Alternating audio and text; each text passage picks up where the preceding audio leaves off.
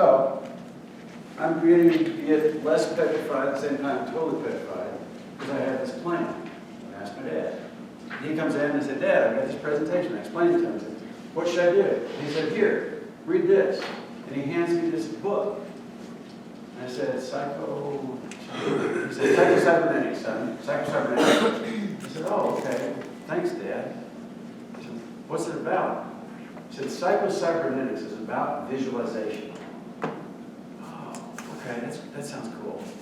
So I took the book, went to my room, and I thought, I've got a couple of weeks. I can read this book in a couple of weeks. And I opened it and started reading. There's nothing in it about girls. There's nothing about cars or rock and roll. I was a junior in high school. I said, there's no way I'm going to read this boring book, Psycho-Cybernetics. So I did the next best thing. I carried it around with me for 2 weeks. And then the day of the presentation came. I had no idea what the book was about. I hadn't read a lick of it. And I was having to present. The teacher was calling on names. His name was Coach Collins. He was calling on names. He finally called me. I'm sitting in the back of the room, and I'm going, oh, God, it's time. So I walk up to the front of the class. I still have the book with me. And I'm looking down at it, in front of the class. I said, trying to go slow, like 5 minutes. Psycho-Cybernetics is about visualization. And I walked back and sat down. Next thing I hear is Coach Collins back says, Castle, you're up. And I realized at that moment he's been screwing around a couple of jocks in the back of the room. He didn't hear my presentation. Now I'm going to have to get up and give it again. There's no way. I'm sweating like I just got done playing basketball. I'm shaking like a leaf. I can't give the presentation. There's no way. And then off on the side of the room, an angel speaks. She says, no, we already gave it. And Coach Collins said, he did? And another angel said, yeah, he said Psycho something was about visualizing stuff. And I thought in that moment, I thought, they got it. That was the worst presentation ever. And I gave it. That to say, from that point forward, I made myself a promise. I would never, ever, ever again do public speaking. That hasn't worked out. Instead, I went the opposite direction, and it became my passion. And so I was trying to figure out, what should I do next? How should I get better at this craft? And I happened to be in Austin one time at the Barnes & Noble, and I was walking through, and I saw this book by Nancy Duarte called Slidology. I thought, oh, that looks kind of cool. The cover's neat. So I picked up, I colored pictures, and I thought, I'm going to go ahead and buy it. And I bought it, I read it, it was fascinating. It was a fascinating, she's absolutely brilliant. And one of the people she mentioned in her book was Gar Reynolds. Gar Reynolds wrote a trilogy of books about presentation, slide design, those sort of things that everyone's going, you actually read this stuff? But yes, it's fascinating to me. So I picked up Gar Reynolds' trilogy, and I read his books. And then it led to Nancy Duarte's Resume, and it led from there to Beyond Bullet Points, and Presentation Secrets, all these other books. Made to Stick, I picked up. Most of you have read that probably, the Heath Brothers. And it was a little bit of brain science in that book, which was a little bit fascinating. How do you remember stuff? And they had some ideas about how you start remembering things. Brain Rules, Impossible to Ignore, those came next. And then the last one I've read is The Compelling Communicator, which is a fascinating book as well. But what's interesting about all these reads is they all have elements the same, and things are some of them are different. So today I thought I'll bring, rather than a book review, I'll bring books review, book concepts. And so here are my top 10. And when we start talking about our mentees, when we talk about the teams that we lead, it may be an idea to take this top 10 list and modify a little bit with your learnings and my learnings and figure out what it is, the top 10 things these people need to do. Because here are mine. And one of the things before I do that, this is something I read, I think, last time I was up here, and that is this quote by Gar Reynolds, which I think is the first question that has to be answered. Simply, if you're only going to do information, just give a handout. It's easier. Or maybe do a short video. Don't make everyone sit and listen. So, what have I learned? Have a theme. Big thing I noticed about most presentations is they're just all over the place. They've got, some have pictures from all over them, some have clip art, some have graphics, some have different backgrounds, whatnot. Have a theme, but please don't use any of the PowerPoint templates. They just suck. Use color well. I was in a presentation yesterday at work. It was executive, and one of the executives, we have a template that our marketing team developed, and one side of it is blue and the rest of it is white. His text was black, and he went over to blue, and he couldn't read half of the sentences. And I was like, well, what is the purpose? What is the reason for having it? Use color well. I see it constantly. Use audio and video. A lot of people won't use audio or video, but it really does not just fill up space, it breaks up the monotony of a presentation. Practice. What you guys were talking about earlier. People don't believe there's anything to this idea of practice. If you look, I watched or read an article about Kobe Bryant the other day, and one of the things they talked about was the incredible number of hours he practiced. He was on the Olympic team one year, and he called his trainer at 4:30 in the morning. His trainer went down to the gym. Cody's drenched in sweat, so he's been practicing before. They practiced for a couple hours when the Olympic team comes into practice. And when the trainer comes back into the gym, he asked Kobe, when did you quit? Kobe said, quit? The Olympic practice was done. It was 2:30 in the afternoon. Kobe was still drenched in sweat. He was off shooting baskets. Practice doesn't make perfect, but it makes us a lot better. Limit bullet points, text, and animations. Animations include transitions between slides. There's a whole bunch of animations that you can use in PowerPoint or Keynote or any of the other software. My suggestion is pick one or two. Just stick with those one or two. And don't make it a flippy-floppy thing. You know, it's always interesting to me because when people give presentations, you don't see them, jumping across the stage and go, now, watch me. And then here's how they do this. We don't present like that usually.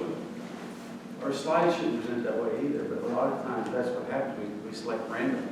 This will be cool. It'll be random. It'll be something unique in every slide. Pick one or two. I use dissolve and fade almost all the time. Or white. White is for bar charts. You got a bar you want to have white from the top or the bottom to the top, that's a perfect animation for that. Those are the two I use. Fade or dissolve is one. Use fade or dissolve, that's one. And white was the second one. All right, bring your passion. One thing I like about when Cameron is up there and she's talking, you can sense and feel her passion when she's talking about IHUB and our programs and things we do. You can sense that from her. So many people get up, and I think that's what I saw with the iLaunch competition, was they get up, they've got these fabulous ideas. Dr. Phi, is that your last name? Dr. Phi, her idea is incredible. And the science behind it is amazing. But where's the passion? I told the kid I was working with, he didn't win, so I don't know if that's a good sign or bad sign. But I told him, I said, the problem I see is, you guys don't bring your passion. You bring all these fabulous ideas. But when we get done seeing your work, we should all be standing up and saying, damn right, we're going to fund that. We should have that adrenaline in us from your presentation, and that's not what I see. Tell relevant stories. A lot of people tell lots of stories. The key word there is relevant. So just make sure they relate somehow to what you're talking about. Have a CTA, call to action. If we give a presentation without a call to action, it's just simply information. According to our rules, we should do a PDF. So always have a call to action. Like today, I would suggest our call to action would be to start incorporating these top 10 in our presentations. Keep it simple. I can't tell you, I don't think there's anyone I've read so far and studied that doesn't say, keep it simple. And there's a key reason for that, and it has to do with this. This thing in our head. Our brains are overwhelmed with information right now. According to Bernard Marr, I believe his last name, he's a big data guy. He talks about how much data is being produced. He said that there are, in the world right now today, there are 5 zettabytes of data. And now everyone's saying, what's a zettabyte? 1 zettabyte is 1 septillion bytes of data. That's a 1 followed by 21 zeros. How many of you have a terabyte drive? Anybody? Terabyte? In order to store those that 1 zettabyte of data, you would need 1 billion of your terabytes drives. That's a chunk of data. By 2025, and here's what's interesting, because we're producing 2.5 quintillion bytes of data every single day. And a quintillion is 1 followed by 12 zeros. So it's still a lot of information. But by 2025, we will have in the world 175 zettabytes of data.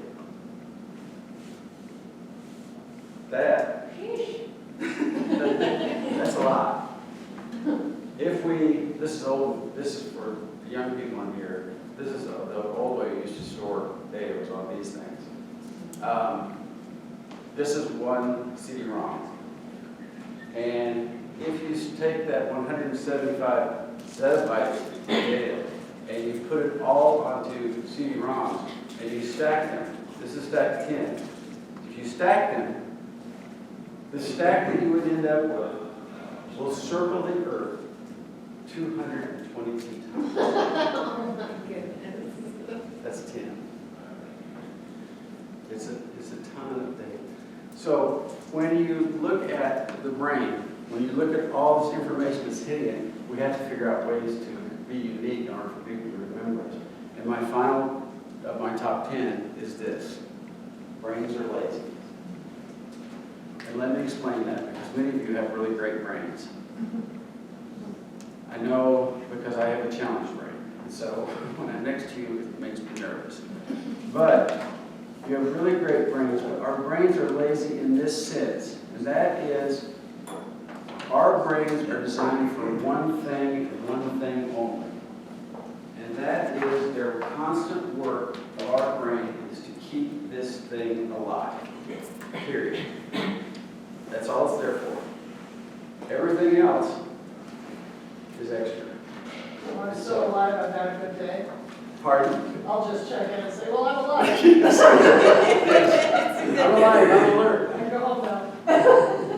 Think about that for a minute. Everything else we're asking our brains to do work. And our brains will naturally go back to, my work is to keep this thing alive. That's this primary function.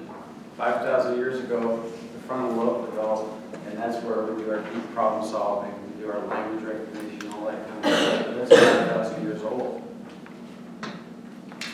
In the last 2 years, we have produced more than 90% of all the information ever produced in the last 2 years. And that is accelerating. So we have to figure out these ways that we can get the brain to focus on what we're saying, as opposed to just standing up behind the podium, sheets of script, sheets of words on our PowerPoints or our keynotes or whatever. So my challenge, my call to action to us today is to take these 10 points, think about them as you go forward and do your presentation, and come up with something special. And I don't have a book to suggest. If you'd like to talk about any of the ones that I've mentioned, I'd be happy to talk about.